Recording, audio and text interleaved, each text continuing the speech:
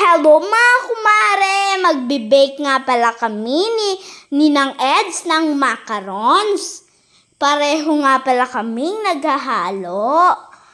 Yan nga pala, nilagay na ni Ninang Eds yung harina. Nung nilagay nga pala ni Ninang Eds yung harina ay parang nabigatan ako. Kaya sabi niya ay siya na daw ang maghahalo. Yan nga pala, nilalagay ko na yung paper molder habang naghahalo si Ninang Eds. Yan nga pala, tapos na maghalo si Ninang Eds. Ang gamit nga pala niya sa paglalagay ng macarons ay yung pang ice cream. Pero nahirapan daw siya, kaya kutsara na lang. Tapos sabi niya ay ako na daw ang maglagay.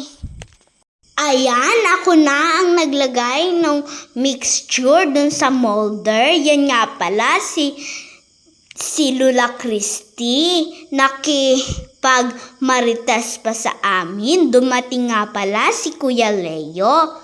Yun nga pala, patapos na ako dun sa paglalagay ng mga mixture. Yun nga pala, inayos ni Ninang Eds dahil nagkalat ako Madali lang palang maggawa ng macarons mga kumari Pagsama-samahin lang ang mga ingredients. Coconut shred, eggs, flour or harina, at condensed milk.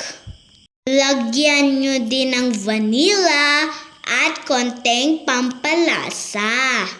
Ayan mga kumare, tapos ko na. Ilalagay ko na lang sa oven for 20 minutes. Jeren! Tapos na nga pala mga kumare. Amoy masarap.